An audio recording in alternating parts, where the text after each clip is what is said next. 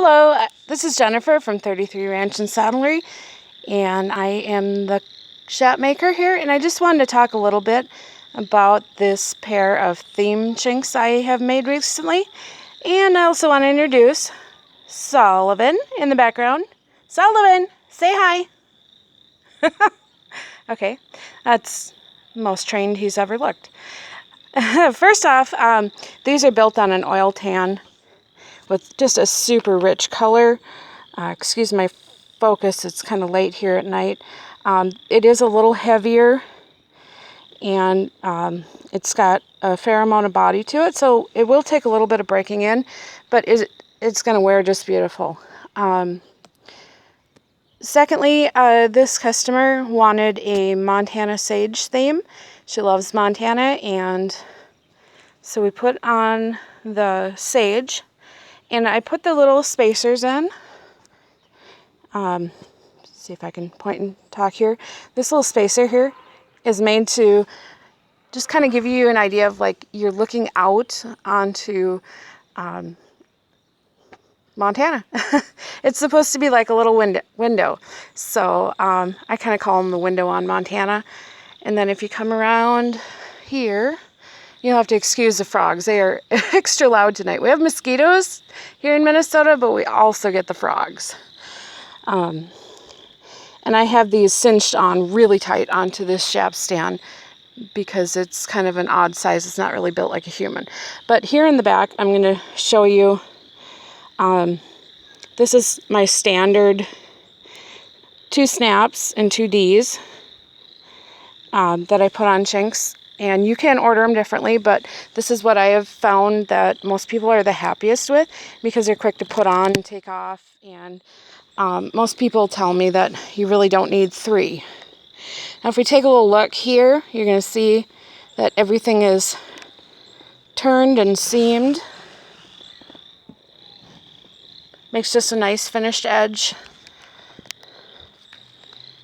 Of course, our maker stamp here. Come on, focus.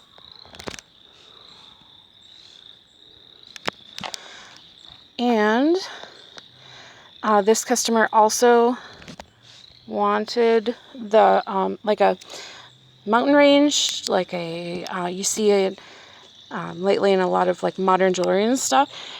The little symbol for mountains. Now, if you take a look over here, and this is another cool thing. This customer ordered these with the rough out for the accent. But if you take a look here, this is actually my smartphone pocket, and this is made to fit the actual model of her phone.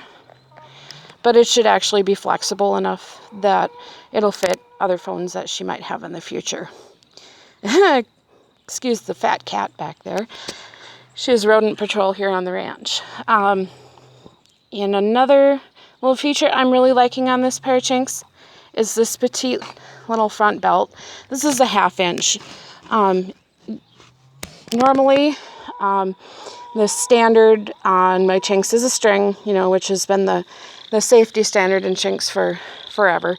But some people do prefer a front belt, and since this gal isn't very big, I went with a 1/2 inch, and it just made a nice petite little belt.